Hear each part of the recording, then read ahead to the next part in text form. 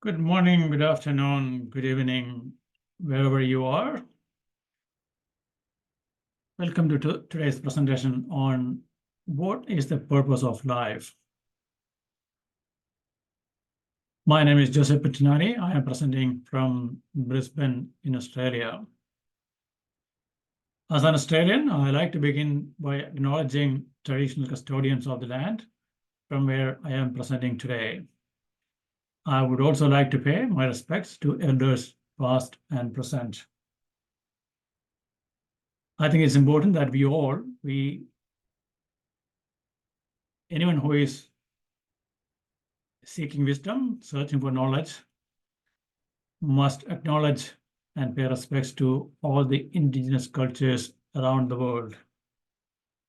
Because the indigenous cultures, they have been preserving their knowledge for thousands of years. What we call time-tested knowledge, time-tested wisdom. They know it, they practice it, they pass it on, they train everyone.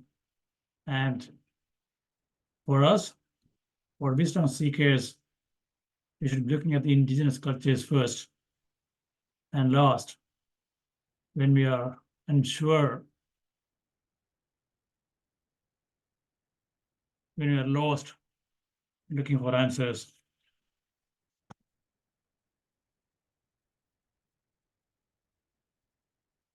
And I like to pay my respects to all my gurus, all my teachers, because everything I'm saying here today is all, I learned all that from my gurus.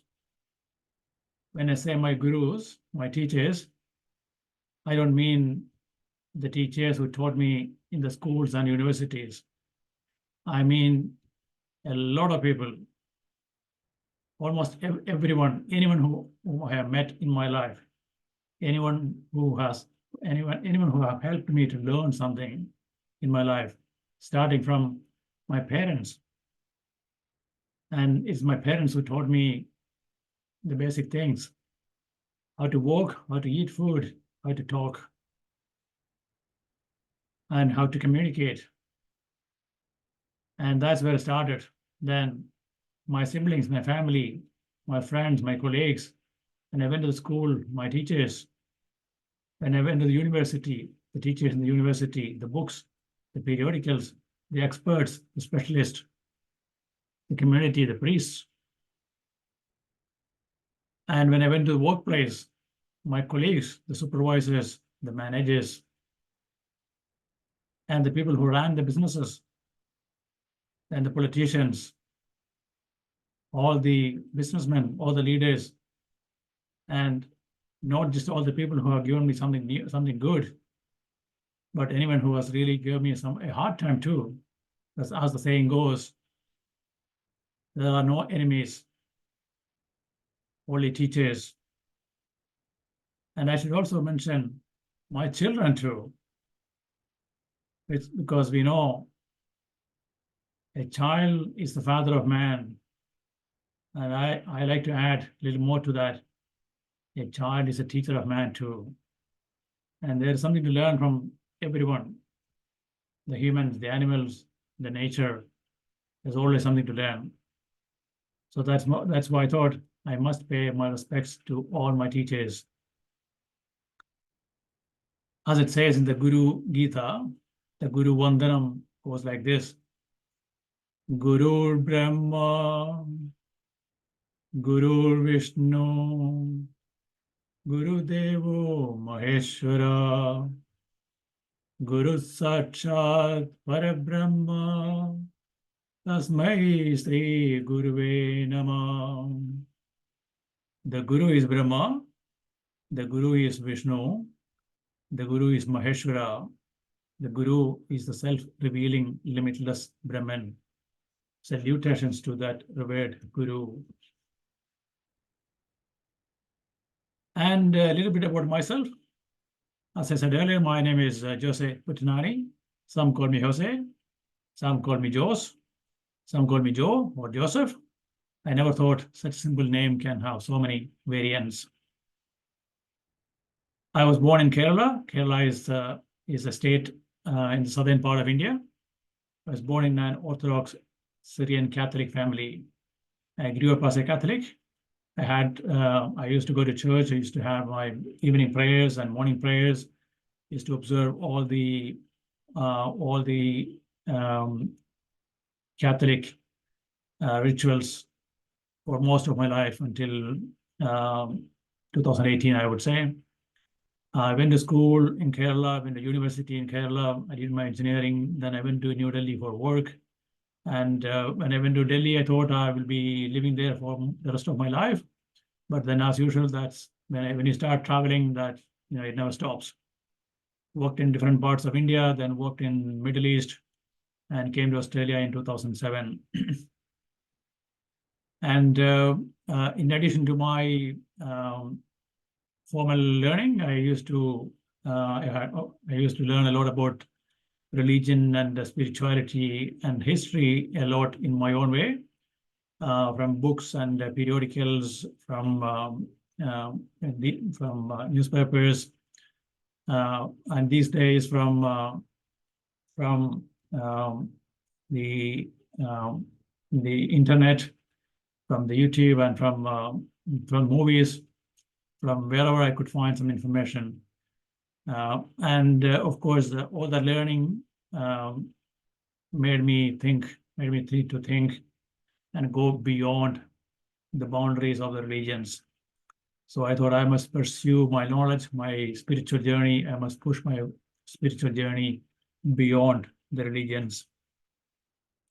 I must also add that I have published a few books. I have tried my hand on everything like religion, spirituality, philosophy, economics, fiction, poetry, short stories, and if you think they're all on the internet, I don't know how many have read them, but anyway, I'm really satisfied that I was able to publish a few books. Now, coming to the subject itself, what is the purpose of life? When I ask the question, what is the purpose of life? I mean, what is the purpose of life for all life forms? That includes humans, animals, plants, microbes, anything has a life.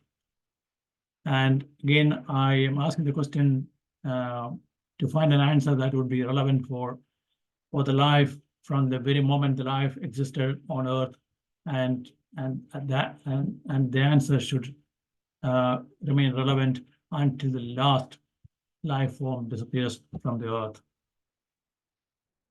And I'm sure this question, all the humans must have been asking this question from the time they started walking on the Earth. And all the animals, all the plants, all the microbes, they may be asking the question. They might have been asking the question, or they might have been asking the question from the very moment they started living on the Earth. Or probably they all know the answer. That's why they're not changing their life. They know the answer, that they know how to live true to the answer. So maybe that's why they're not changing the way they live. So let's get into let's get into the discussion. So when we start investigating spiritual matters, we always need to start in the holy books of religions. And in my mind, I like to look at three different streams of holy books. One is, of course, the Jewish, Christian, and Islamic and other Middle Eastern traditions. The Jewish, Christian, Islamic, and Middle Eastern tradition, they all believe in heaven. So the belief is that anyone who has lived a satisfactory life, anyone who has lived a life that made the God in heaven happy, is going to be rewarded with an eternal, perpetual place in heaven, and that soul is going to live in union with the God forever in that heaven. And there are rules that come with that. There are certain rules to follow, and every religion has its own rules.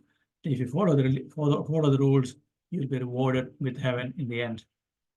Then we have the Vedic and the Jain, Buddhist, and other Oriental Eastern traditions. So they are slightly different from the heaven of the Jewish, Christian, and Islamic traditions. The Vedic and Jain Buddhist traditions believe in the salvation or the nirvana or the moksha, or which is the ultimate release, ultimate freedom from the cycles of birth and death. The belief is that at the end of someone's life, and his karma, his actions, his life is going to be assessed. And if he hasn't lived a satisfactory life, then the soul is going to be sent back to go through the life all over again, or in a new life, in a as human or animal or something else. So it's going to continue. It's going to continue until the person has done his duty to mankind, to environment, to nature. It can go on. Sometimes person, an individual might need thousands of births. The belief is that Buddha had 550 lives. Some even argue that he had 10,000 births. And in the last life, he attained enlightenment, and he had salvation. So that's the Vedic and Jain and Buddhist, the Oriental traditions. Then we have the indigenous traditions around the world. The indigenous traditions, they are the people who live in the nature. They live with the nature, live for the nature, follow the rules of the nature. They don't consider themselves separate from the nature. So they live for the nature, become part of the nature. They are part of the nature. The modern humans believe we are separate from the nature, and we are always in a quest, always in a battle to conquer the nature. I think that's probably where the modern humans are going wrong. And I think we should also look at, all these traditions have formulated rules. These rules were always formulated by their leaders, their founders, their elders, their leaders, and their storytellers, their spiritual leaders, and the rules and the guidances and the stories, they all have been transmitted orally for thousands of years, and some have been written as stories. And these stories, they all carry messages, rules and messages. And we should acknowledge, we should accept, we should note that these stories were written for ordinary people, and make sure that ordinary people follow certain ways and do their duty without worrying too much about what is coming at the end. Or in other words, they just need to think about what is coming at the end, but they should not worry too much about how their activities in a day-to-day way is making a difference to the people and the community and the environment around them. And with that, we should also look at that in the modern times. We have the rules of nation states. And these are the decrees or the commandments by kings or the queens or the parliaments that support those kings and queens. Then we have the decrees or the laws of the nation states under democracy. And then the laws are supported with the regulations, the courts, and the administration, the enforcement agencies, the whole government machinery also is become part of all that establishment. Then we should look at closely when the kings or the queens or the parliament supporting those kings, when they establish rules, they are all establishing rules for themselves, the family, or the people who are in charge, in power, and they probably don't really care too much about ordinary people. They are thinking about the benefits for themselves, the wealth and the fame, the prosperity for themselves and their family. Then we have the governments in the democratic system. In the democratic system, the parliament in the olden days, the people came together and made the rules and regulations for the benefit of the whole community. In the modern times, in the modern majority democracy, The rules are made by the majority who form the government for the benefit, for the well-being of themselves and their supporters. And obviously, the enforcement agencies, the courts and the administration, they all have to enforce the laws, regardless of why the laws have been formed, why the laws have been established and enacted. Now, what we should remember is that these laws and regulations of the modern times or the ancient times, they were all formed for the benefit of the tribes in a way. If you call it collectively, if you call it in a simple way, they were all formed for the tribes or for groups of people. They always considered anyone outside the tribes and anyone who are considered as outside the groups as enemies. And the rules were meant to have benefit for the people in power and to control the people who are not in power. I think it's important that we, in this discussion, we should think about a democratic or a system, whether it is by kings or the queens or the governments. They are formulating rules and regulations for the benefit of the whole community, whole humanity, whole world, whole environment. If that kind of system is in place, what does it do? How does it affect the ordinary people and the world around them and the environment? Let's look at how these rules affect the people and what are the objectives of the rules, objectives of the rules of religions and states, objectives of rules on life on earth. What are the objectives of nature's rules? So when you look at the rules of religions or the state, they are, on one hand, when they say they are going to